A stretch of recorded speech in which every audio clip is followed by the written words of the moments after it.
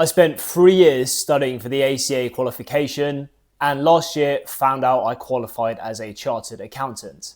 It's been by far the hardest thing I've done in my life to date. So in this video, I'm just going to give you an overview of whether I think the ACA was worth it, whether it might be worth it for you, or whether it may be worth you doing something else.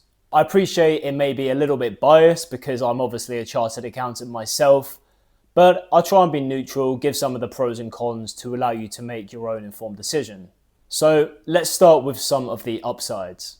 It is definitely a prestigious qualification. I can tell you from first-hand experience that you gain a level of respect once you are qualified that maybe you didn't have before that, both from your peers at work and also clients.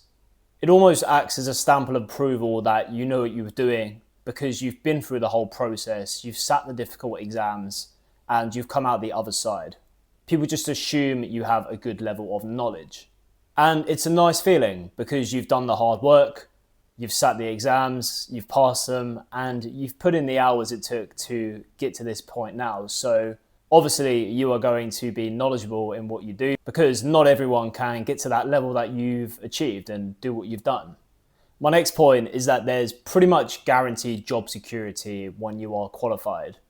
Speaking from my own experience, as soon as I qualified, I started getting hit up by recruiters, I'd say 2 or 3 a week at the minimum, which is a nice feeling because it feels almost like jobs are coming to you at that point in a way. And you can be a little bit more picky, whereas in my trainee days, you had to chase a little bit harder if you did want to move. So if you do have the qualification, you probably won't struggle with getting a decently highly paid position if you wanted to. If you can secure that qualification and gain the relevant experience, there's always going to be a job out there for you in a business because pretty much every business needs an accountant, right? So it does get the tick when it comes to job security, which in this economy can be seen as a luxury. This ties into my next point, which is that accounting is pretty much recession proof. Regardless of how the economy performs, a business is always going to need to file its accounts and tax. And if it's over a certain size, it's always going to need an audit. Pretty much regardless of how the economy is doing, there's going to be a demand for accountants that's not going to change too much. Now, obviously, this doesn't factor in things like AI, which may start replacing certain tasks. But on the whole, regardless of how the economy performs, businesses are going to require accountants. And you could even argue when the economy tanks and businesses are making genuine losses, there might even be a greater need for accountants because these businesses now have tax losses, which they're going to need to know how to utilize. And who's better placed to do that than an accountant or a tax advisor? Unlike some other areas in finance like M&A and consulting, which are very dependent on the level of economic activity, which can fluctuate, and this is going to directly impact the number of jobs available. Now, my next point is the pay, because there are opportunities to make good money as an accountant, as you'd probably expect. If you have a charter, then you can go and become a partner at an accountancy practice. You can become a CFO in a business, or you can even go and start your own accountancy firm. Now, each of these can easily give you the opportunity to make 6-7 figures and beyond, but obviously you're going to have to put in the graft to get there in the first place. There's multiple industries on offer for you as well. As I just touched on, pretty much every business needs an accountant, and that goes for every sector as well, whether that's healthcare, tech, fitness, finance. Look at most businesses that you like and you are passionate about, they probably employ an accountant or have their own finance team. So there are a vast number of opportunities available for you if you do have your accountancy qualification and want to get involved with a business that you are interested in. I can guarantee that your favorite brand probably has its own finance team, which possibly if you are qualified, you can apply for a job at, and I can imagine would be very fulfilling. Now that we've covered some of the pros, it wouldn't be fair unless I mentioned some of the negatives. Now, the big, blaring, obvious one for me is the incredible amount of hard work and time and effort it took to get qualified in the first place. I started the qualification when I was 21, and I qualified when I was about 25.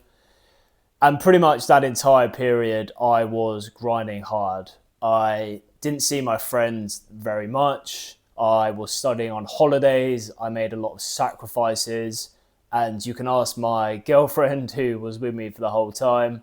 She saw how stressed I got studying for these exams around a job, because that's really the hard part of it. It's working your 9 to 5 or 9 to whatever time you need to work to, and then needing to study either before work or after work, plus a bit of time on the weekends leading up to the exams. You can see where this is going, in that you do have to make a lot of sacrifices.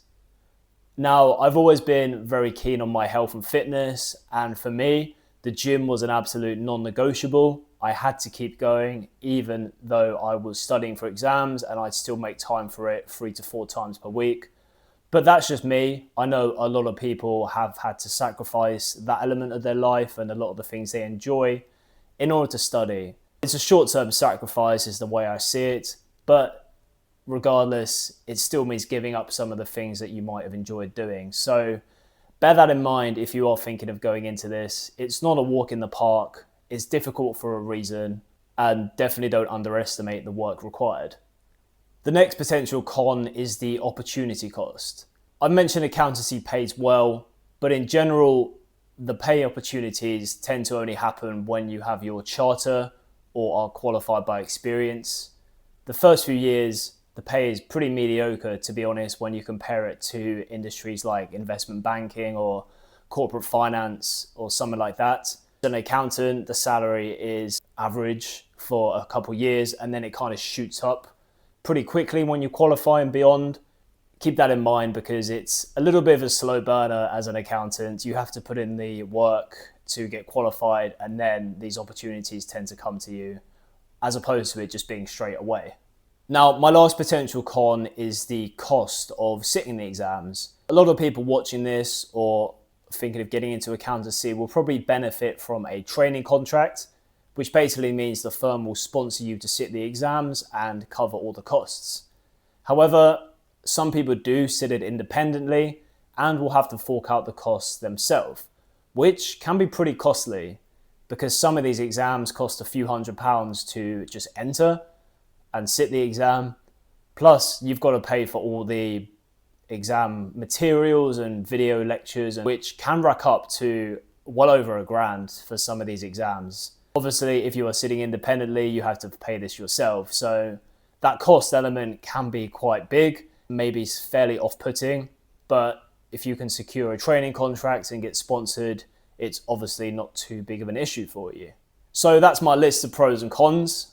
Let me know in the comments below if you'd add any, and I look forward to seeing you in the next video. I've just been editing the video and realised I never actually gave my own verdicts on whether or not I thought the qualification was worth it. So for me at least, given the opportunities it's presented after qualifying and the natural barrier to entry that it has set for myself, I definitely do feel like it was worth pursuing, and I'm very glad that I took the leap and went for it. It's obviously was a big commitment and it was stressful over the past 3 to 4 years, there's no doubt about that. But ultimately, to get to the point where I am now, I'm very glad I'd done it, especially at the time point when I did start. So if you are on the fence about it, then definitely take what I've said in this video and apply it to your own situation. But I would wholeheartedly recommend it if you do feel as though you're in the right state to pursue it and the opportunity has presented itself to you. So very quick roundup to that video, but I hope you found this interesting, and I'll see you in the next video.